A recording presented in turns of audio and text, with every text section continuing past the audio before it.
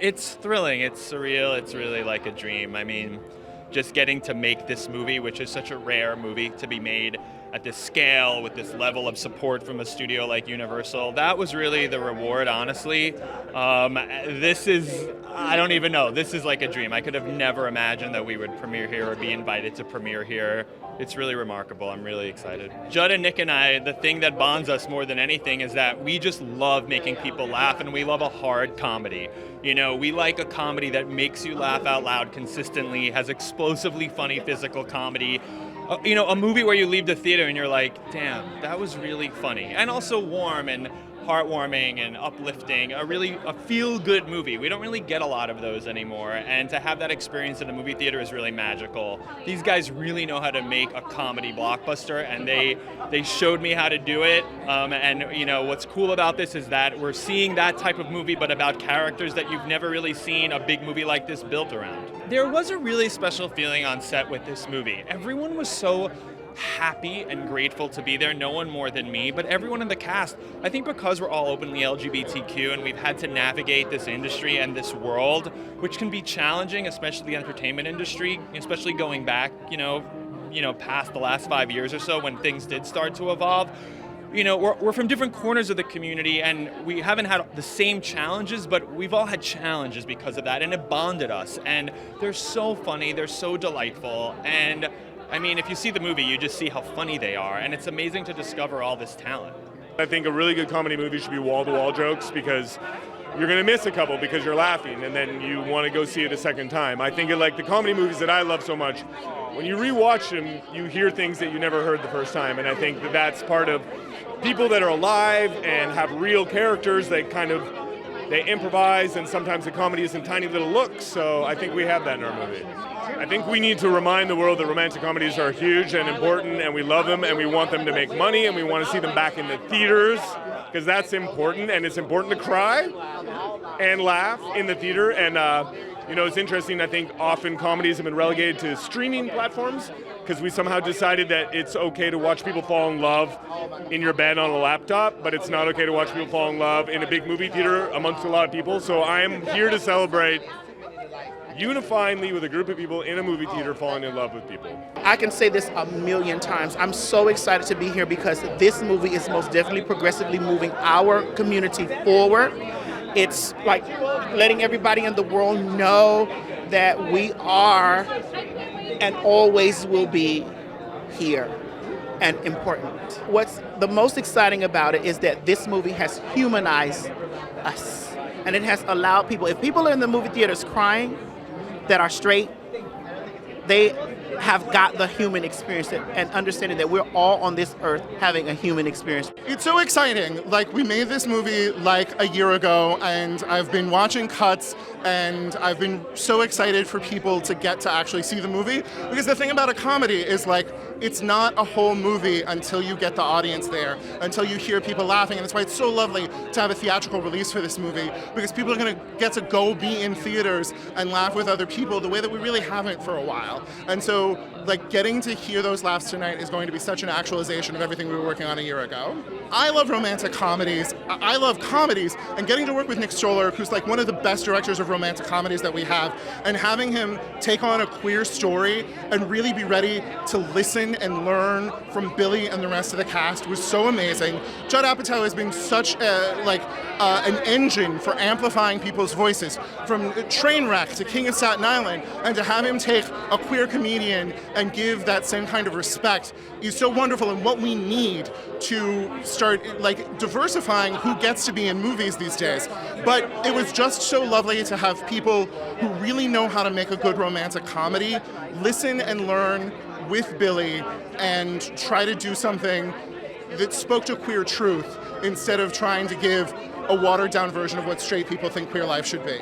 There's a scene at the end of the movie where Billy sings a song where truly there was not a dry eye in the house when we were shooting it, and it was just such a lovely actualization of everything that Billy has done, and such a lovely actualization of Bobby as a character.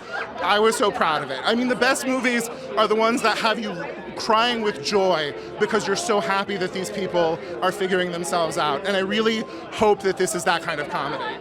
first things first is we would shoot what was on the page because it was great, and so once we had that, the play of like Billy and Nick and all of us being able to like do what we all love with any improv that comes from character, you get to add more things and try more stuff, and then as we move around the table, someone else can like cue up with the improv that they love, doing that kind of stuff. But I think at the end of the day, what was on the page was so strong, and that makes improv much easier. Rom-coms, coming of age, these are types of movies that will never die out because we'll always fall in love and we'll always come of age. So I think that to add a whole new, not take on rom-com, but take a traditional rom-com and infuse it with such an inclusive, diverse, new community, not new community, but a community in this vein to have a major motion picture about them is, elevates it to a whole other level. It's amazing. This is my first time at TIFF and really my first time at like a big film festival like this. So it's like a whirlwind, but I love it. It was a pinch me moment because, I grew up watching like Judd Apatow comedies and loving them. And I, of course, like loved Billy on the Street. It was like everybody in this movie it feels like I had a previous connection to, So I was just talking about my love for Dot Marie Jones, who I loved on Glee. I'm a Gleek, so...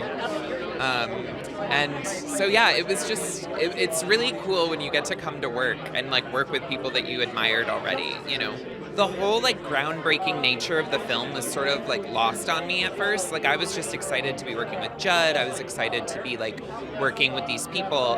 And I didn't really understand like how historic it was. And then I like got here to TIFF and people were talking about it, and like Dot was saying, she's been working for 30 years and she's never been a part of anything like this. And it's kind of just hitting me now how like kind of insane and like, how crazy it is that this hasn't been done before, and how historic, and like I just feel so privileged to be a part of it. I want to cry.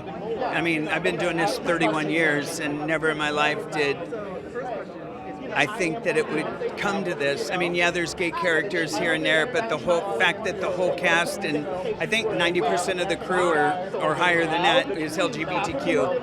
And we all deserve to be seen and heard. I love them. And it's weird because it's like not very often do you get to meet, let alone work with people that that you feel like you've known your whole life. And that, like with TS and Miss Lawrence and Eve and Jim, I feel like I've known them my whole life. And the chosen family, sometimes they're closer than blood, and I would do anything for any one of these kids.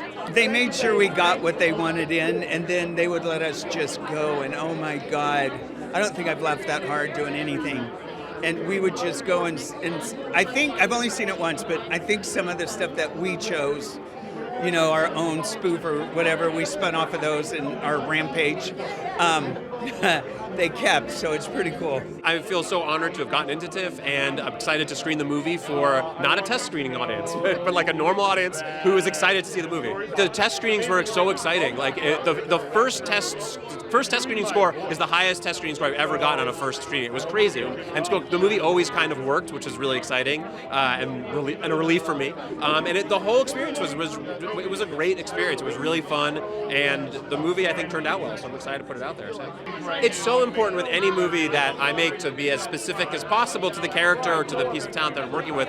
And Billy's story is very specific. And the more specific you are with the story, the more relatable the movie is. The only conversation that Billy and I had was for the movie to be really honest and also to be really, really fun. Those are the two things. And the minute we decided to do it, to cast it with an entirely LGBTQ LGBTQ cast, I knew that it would be the right thing for the movie, but it also would result in a cast you've never seen before and performers you've never seen before, and that would be really fun for the audience. Nick, came to me and said that him and Billy wanted to do a romantic comedy, and I just thought it was a fantastic idea, and they just worked so hard for a long time to have it really be hilarious and romantic and special, and I'm just so glad that people are responding in such a giant way. As it evolved, we really started getting the sense that something kind of wonderful was happening. And then we did a table read with the cast and it was really funny and very emotional.